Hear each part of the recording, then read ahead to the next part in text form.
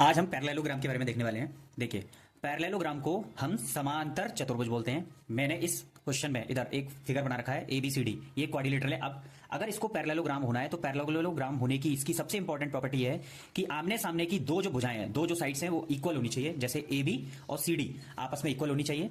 फिर नेक्स्ट इसकी property similar ऐसी है, BC और AD इसकी जो साइड्स हैं वो आपस में इक्वल होनी चाहिए। तो इसकी मैं प्रॉपर्टीज आपको बता रहा हूं। ABCD एक इसमें पैरेललोग्राम है। पैरेललोग्राम होने की कंडीशन ये है कि AB साइड और CD साइड आपस में पैरेलल होनी चाहिए और इक्वल होनी चाहिए। सिमिलरली BC साइड और AD साइड आपस में पैरेलल होनी चाहिए और इक्वल होनी चाहिए। सेम नेक्स्ट इसकी प्रॉपर्टी है कि जो ये अंदर जो एंगल बोल रहे हैं इनको इंटरनल एंगल बोलते हैं, और अगर यही एंगल बाहर इसको एक्सटेंड करके बनाए तो उसे एक्सटर्नल एंगल बोलते हैं। तो जो अपोजिट इंटरनल एंगल होते हैं वो आपस में इक्वल होते हैं। जैसे एंगल A और एंगल C ये दोनों आपस में इंटरनल एंगल है और अपोजिट है, एक दूसरे के आमने सामने है।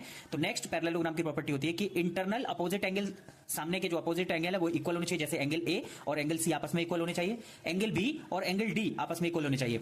फिर नेक्स्ट इसकी प्रॉपर्टी आती है कि जो इंटरनल कंसेक्यूटिव एंगल है या फिर एडजेसेंट एंगल है, उन दोनों एंगल का जो सम है वो 180 डिग्री होना चाहिए। जैसे एंगल A और एंगल B आपस में एडजेसेंट एंगल है और इन दोनों का सम करोगे, अगर एक एंगल थीटा है दूसरा 180 माइनस थीटा हो जाएगा, दोनों का सम करेंगे theta plus 180 minus theta, theta से थीटा कैंसिल हो जाएगा, 180 रहेगा। सिमिलरली एंगल A और एंगल D को ले लीजिए, दोनों का जो सम है ऐड करोगे तो थीटा कैंसिल हो जाएगा, 180 डिग्री आएगा। सिमिलरली एंगल C और एंगल D दोनों का इंटरनल सम करोगे तो इधर से भी थीटा कैंसिल हो जाएगा, 180 डिग्री आएगा। अगर B और C पर भी देखोगे दोनों इंटरनल एंगल को आपस में ऐड करोगे तो 180 डिग्री आएगा। ये भी इसकी एक प्रॉपर्टी होती है।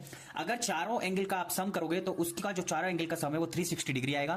फिर नेक्स्ट इसका अगर हम इस वाले क्वाड्रिलेटरल में, इस वाले अगर पैरेललोग्राम बोल रहे हैं तो इस पैरेललोग्राम में अगर इसके डायगोनल बनाए, डायगोनल कब बनता है? डायगोनल बनता है जब हम अपोजिट वर्टेक्स पॉइंट को, ये वर्टेक्स पॉइंट होते हैं और ये एजेस होती हैं या फिर साइड्स बोल सकते हैं। अगर अपोजिट वर्टेक्स पॉइंट को, वर्टेक्स A और C को मिलाएं और एक लाइन खींचे तो वो डायगोनल होगा। सिमिलरली B और D वाले पॉइंट को मिलाएं तो एक लाइन खींचे तो वो एक डायगोनल होगा। तो पैरेललोग्राम में जो डायगोनल्स हैं उनकी वैल्यू आपस में इक्वल नहीं होती है। यही इसका कॉन्सेप्ट है। अगर आपको मेरी वीडियो पसंद आई हो तो चैनल को ज्यादा से लाइक करें, सब्सक्राइब करें, शेयर करें। Thanks for watching.